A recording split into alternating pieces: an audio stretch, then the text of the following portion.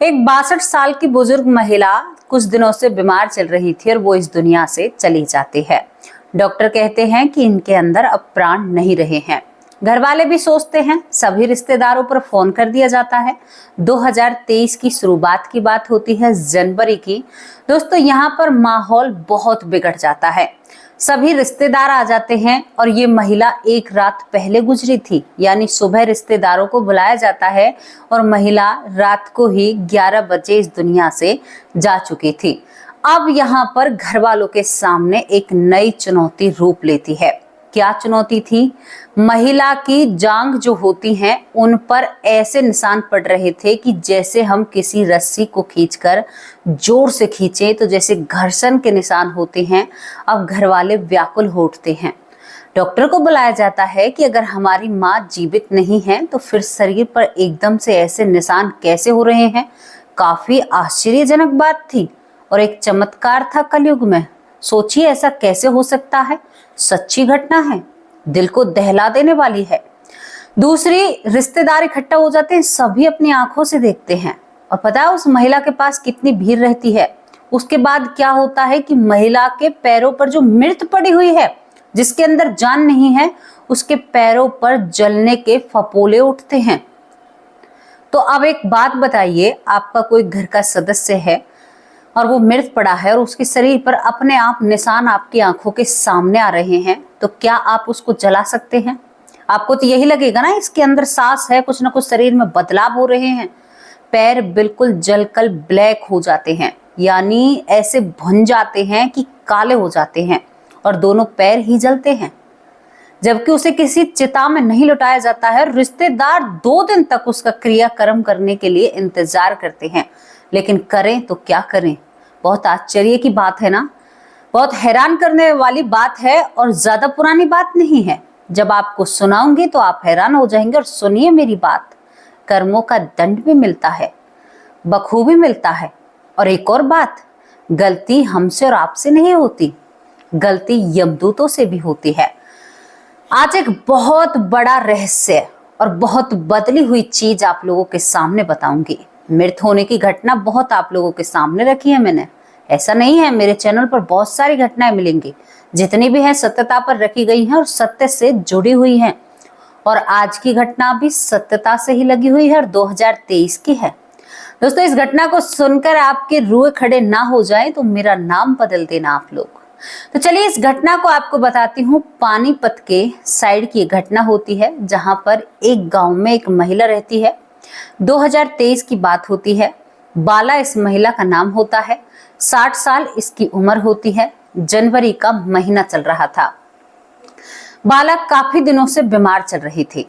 ज्यादा बीमार भी नहीं थी, हल्की फुल्की सी बीमारी, आम बीमारी। अब कौन है जो बिना दवाई खाए नहीं रह रहा? मुझे बताइए। सब दवा खाते हैं, मैं रोज दवाइयाँ खाती हूँ क्योंकि मेरी तबीयत ठीक नहीं रहती है। मैं हर रोज किसी ना किसी बहाने से कोई ना कोई टैबलेट या गोली मुझे लेनी पड़ती है। सब कोई दवाइयों पर चल रहे हैं। बच्चों के हॉस्पिटल जाओ, भरे पड़े हैं। बुजुर्गों के जाओ तो बुजुर्गों का भी, हड्डी के डॉक्टर के पास जाओ, दांतों के डॉक्टर के पास जाओ, नंबर नहीं आता।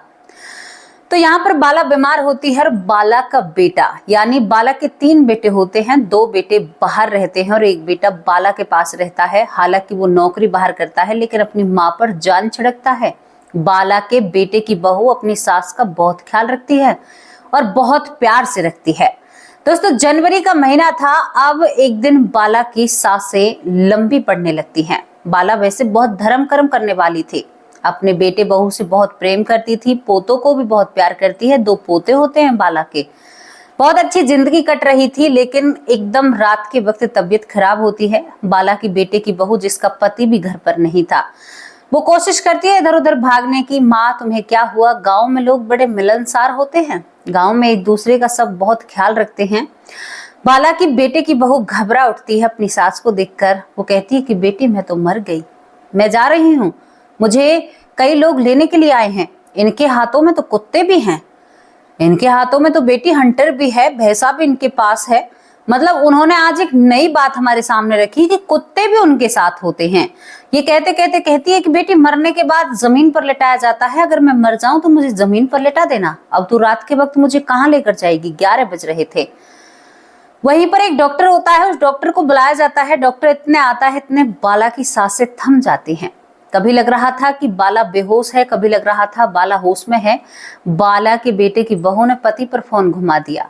मैं क्या करूं जी, माँ जी बहुत हालत ऐसी है, मैं माँ जी के साथ क्या करूं, कैसे उन्हें ठीक करूं, क्या मैं किससे कहूं जाकर? वो कहता है कि पहले तू शांत हो जा, देख माँ जी को क्या हुआ है। डॉक्टर आता है, डॉक्टर देखता है, कहता है कि अभी ये बेहोशी की हालत में है। वो कहती है कि माँ तो ऐसे कह रही थी। डॉक्टर साहब कहते हैं कि चलो कोई बात नहीं, अब मैं दवाइयां दे देता हूँ और सुबह तक ये ठीक हो जाएंगे। बिल्कुल कोई शरीर पर कहीं भी कोई घाव या जख्म, कोई ऐसी चीज नहीं थी, बिल्कुल स्वस्थ थी बाला। मतलब हाथ पैर से स्वस्थ थी, हालांकि बीमार तो थी वो, लेकिन हाथ पैर पर कोई चोट के निशान नहीं थे। इसके बाद दोस्तों यहाँ पर वो इंजेक्शन कर कर जाता है। पड़ोसी बार बार कहते हैं और बाला किसी से बोलती नहीं है, उसके मुंह से जुबान निकलती ही नहीं है, वो बिल्कुल चुप पड़ी थी। इसके बाद यहाँ पर बाला के बेटे की बहू उसकी पार्टी से अपना सर लगाकर वहीं पर बैठी रहती है। माँ माँ माँ कर कर उसे बुलाती रहती है, लेकिन माँ बोलती नहीं है।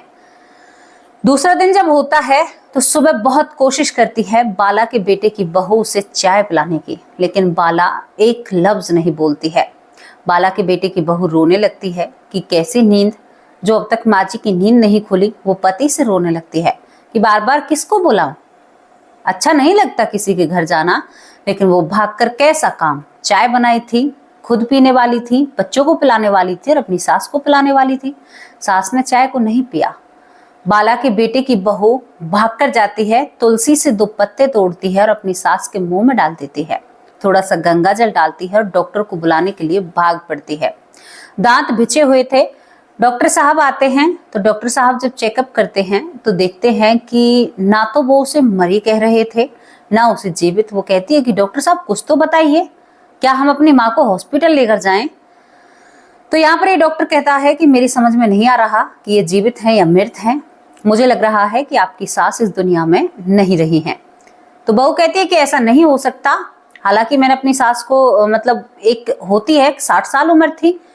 अब वो अपने पति से फूट फूट कर रोने लगती है, कहती है जी जल्दी आओ, जितना तुम्हें जल्दी से जल्दी आया जा सके उतना जल्दी आओ। पड़ोसी कहते हैं कि चलो भाई हम एडमिट करा देते हैं हॉस्पिटल में। वो कहती है कि नहीं, वो आ रहे हैं, रात से माँ जी ऐसे ही पड़ी हुई हैं।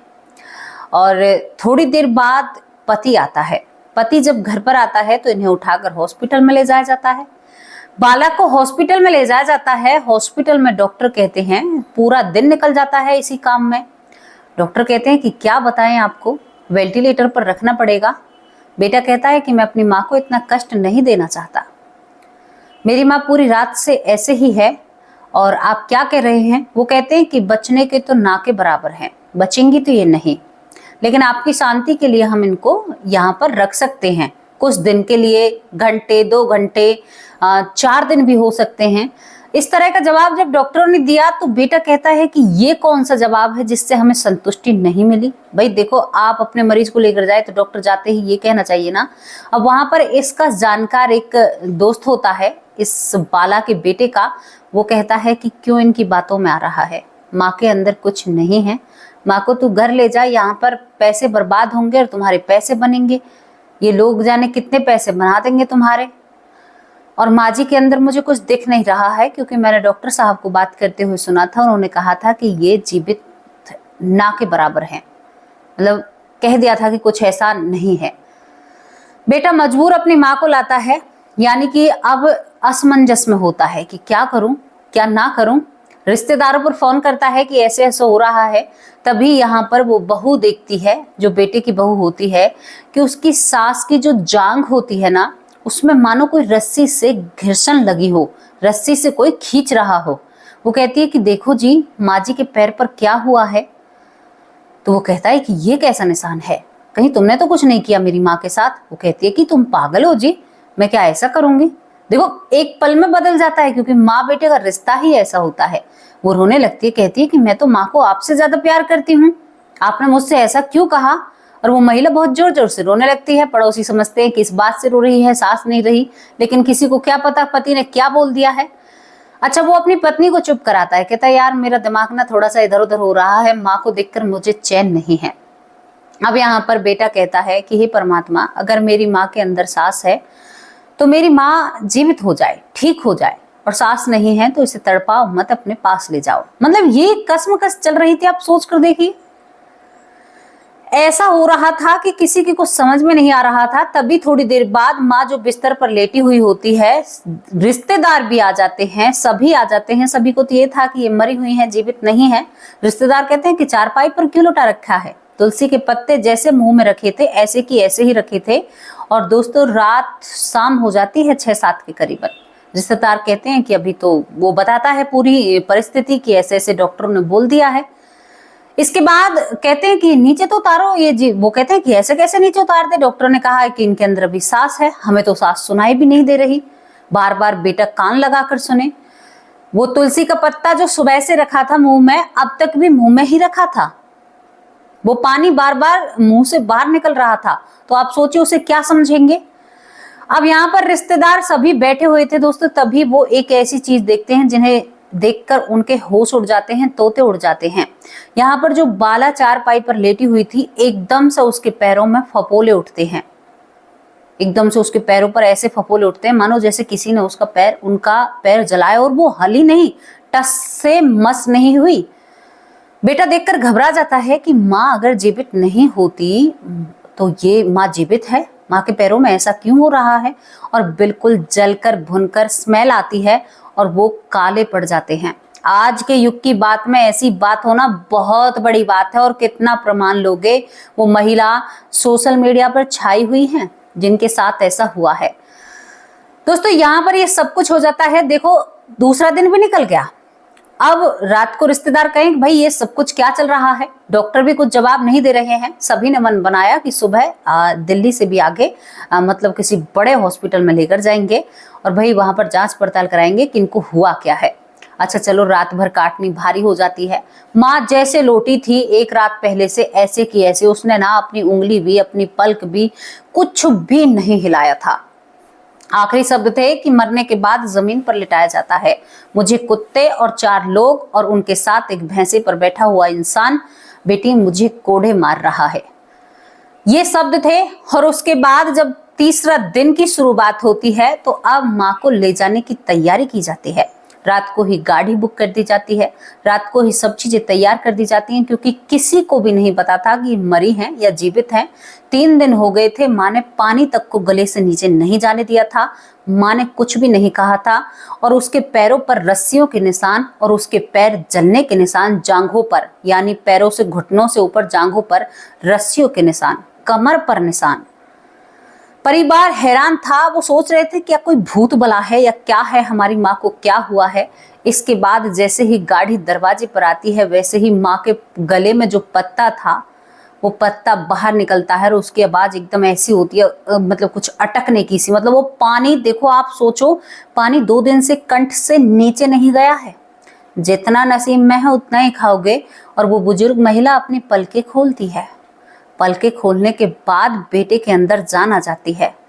उसकी आंखें भरी हुई थी। वो कहता है कि माँ, मैं बावला हो रहा हूँ।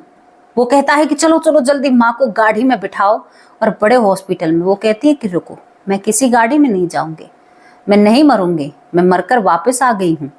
वो कहते हैं कि माँ आप मरी कब? आपको देखो क्या बीमारी हुई है, आपके पैरों में फफोले हैं। वो कहते हैं कि बेटा मुझे जलाया गया है। वो कहते हैं कि माँ 8 पैर आपके साथ रहे हैं, आपको कौन कैसे जला सकता है? किसी की कैसे हिम्मत हो सकती है? वो कहती है कि नहीं बेटा, मुझे जलाया भी गया है और जो कौड़े होते हैं, शायद जो हंटर होती है, उससे मारा भी गया है। वो कहता है माँ किसने किया है, मुझे बताओ, मैं उसे सबक सिखाऊंगा। वो कहती है कि बेटा उसे कोई सबक नहीं सिखा सकता, मैं तो शिकार हो गई किसी दूसरे के चक्कर में।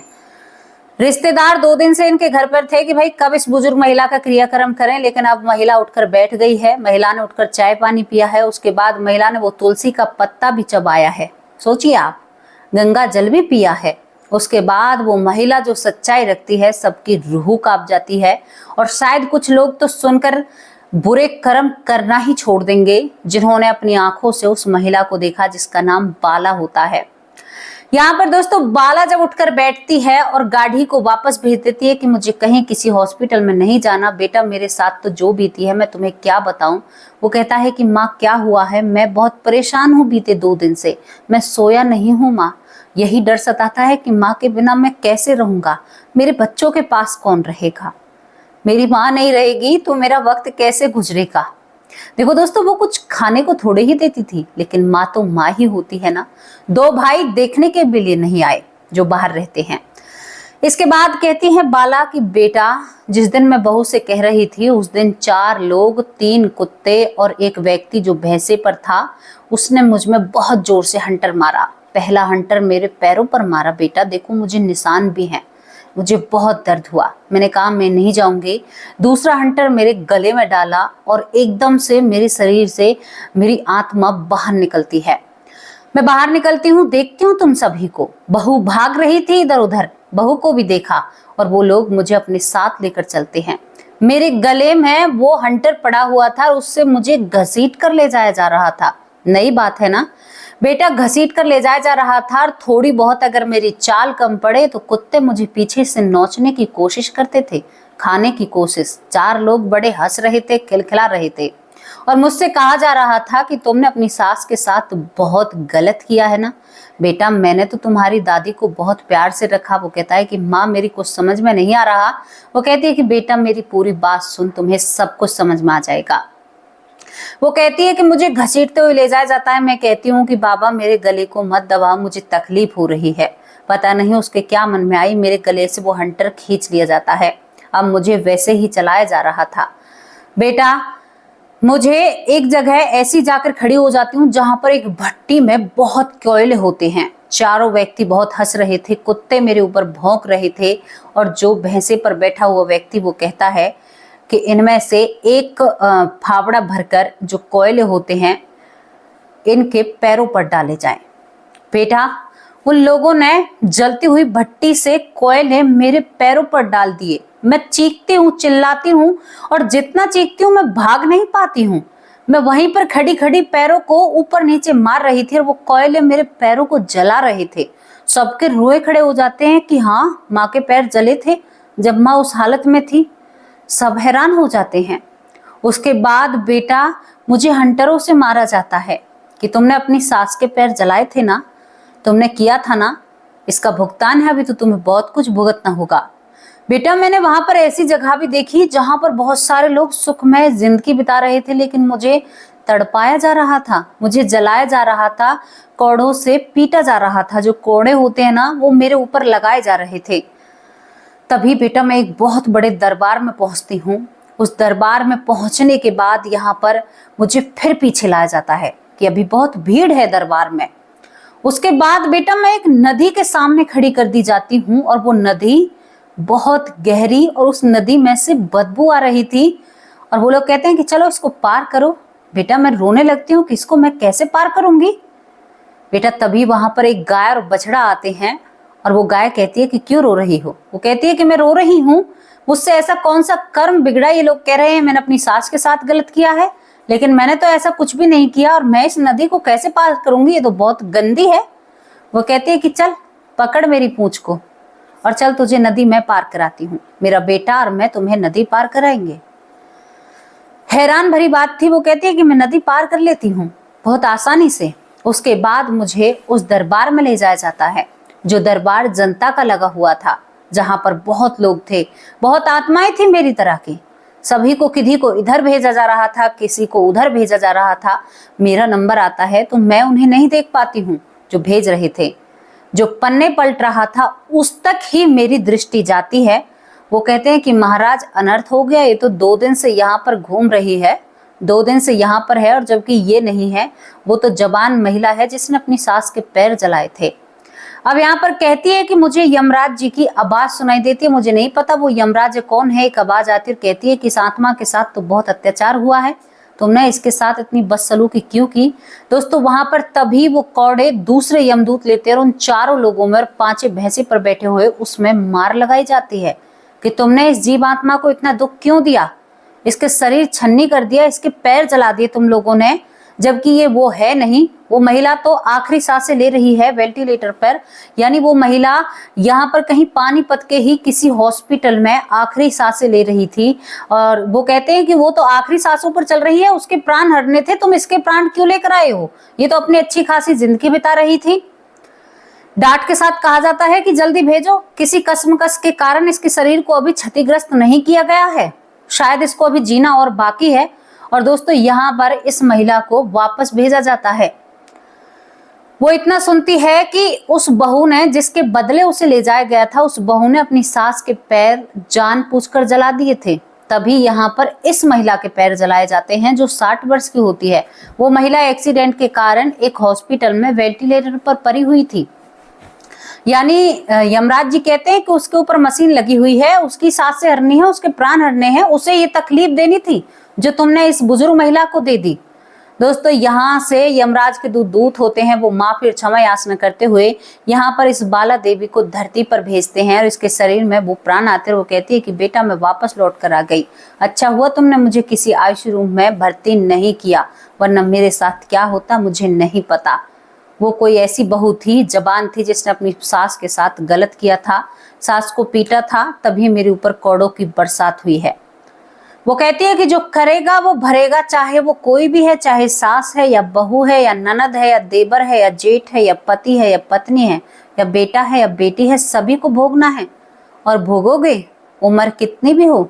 वहां पर ये नहीं देखा जाता कि आप बच्चे हो या बुजुर्ग हो, सबके लिए वहां पर एक समान रूल रेगुलेशन है। समझ लीजिएगा कि आपको क्या भुगतना पड़ेगा। जीतता जाता इस महिला के दोनों पैर जले हुए हैं, दोनों मानो ब्लैंक हुए पड़े हैं, जिससे काले पैर हो जाते हैं ना, बिल्कुल काले पैर हैं इसके, बहुत जले हुए। तो इस महिला से कुछ सीख लीजिए, 2023 की घटना है, ज्यादा दूर की घटना नहीं है। सीखिए कि हम किसी के साथ बुरा ना करें, सीखिए कि हम अपनों को प्यार से रखें। एक संजोग बनता है जब एक परिवार का निर्माण होता है और उस परिवार में अगर तुम बेईमानी करते हो तुम्हें बहुत भुगतना पड़ेगा। आज जो लड़कियां जो 6 तरह के एक्स फरमा रही हैं ना, 4 बॉयफ्रेंड रखती हैं, किसी से जेब खर्च चलाती हैं, किसी से अपना खर्च चलाती हैं, सोच लेना बहुत कुछ भुगतना होगा। जो अपने पतियों की सगी नहीं हो रही है ना, कोई पति को खाई से डाल रही है, कोई ड्रम में पैक कर रही है, सोच लेना तुम्हारी गति क्या होगी, बहुत बुरी और भयावह होगी। वो पल तुम याद करोगे कि शायद मैं ऐसा नहीं करती तो शायद आज मेरे साथ ऐसा नहीं होता। अगर नहीं सीख देखने को मिल रही है ना, तो बाला को देख लीजिए। बाला ने अच्छे कर्म करे थे लेकिन वो शिकार हो गई। कभी कभी नामों का फर्क पड़ जाता है और अक्सर यमदूतों से भी गलती होती है। दोस्तों कैसी लगी आपको ये स्टोरी? क्या आपको ये झंझोर कर नहीं जाती है? एक महिला बताओ, उसे घर बैठे कितना दुख और पीड़ा, शायद वो भी कर्मों के हिसाब से इनके साथ ऐसा होना था, शायद ऐसा ही कह सकते हैं हम आखिरी में। तो भैया नरक लोक तो है, धरती पर नहीं है, ऊपर मिलेगा। यहाँ पर तो सब लभाव है, लभाव में मिल रहा है। जो यहाँ पर कष्ट तुम्हें मिल रहे हैं वो तो तुम्हें यहाँ के यहीं पर मिल रहे हैं, और जो तुमने यहाँ बड़े बड़े पाप किए हैं ना, उनका तो ऊपर जाकर जरूर भोगना होगा। जो तुम्हारे भोग हैं वो तुम्हें भोगने होंगे। तैयार हो जाइए। अगर कोई गलत किया है, अगर गलत चीजों को काटना चाहते हो तो आज से ही नाम का आश्रय लो और नाम जप करो, अगर तुम्हें अपनी जिंदगी बेहतर बनानी है तो। दोस्तों अब आप लोगों से मैं विदा लेना चाहती हूँ, और ये घटना आपको कैसी लगी अपनी राय कमेंट बॉक्स में जरूर रखना। बाला देवी के दोनों पैर जले हुए हैं और जांघों पर उनके रस्सियों के निशान हैं, जो कोड़े उन पर पड़े थे, कमर पर भी वो निशान है। बहुत हैरान करने वाली बात है। हालांकि अब तो मतलब 2 साल बीत चुके हैं उन बातों को। तो क्या कहना चाहोगे इस बात के बारे में अपनी राय कमेंट बॉक्स में जरूर रखना। ऐसी ही रोचक जानकारियों को लाने के लिए हम बहुत मेहनत करते हैं आप लोगों को समझाने के लिए, ताकि आप लोगों के सामने कुछ आ सके, आप लोग कुछ सीख सकें, अपनी जिंदगी में बदलाव कर सकें। और मैं चाहती हूँ कि मेरे लफ्जों से किसी के ऊपर फर्क पड़े। अब आप लोगों से विदा लेती हूँ, शाम को हाजिर होंगे आप सभी के नाम के साथ। तब तक के लिए नमस्कार, जय हिंद, जय भारत।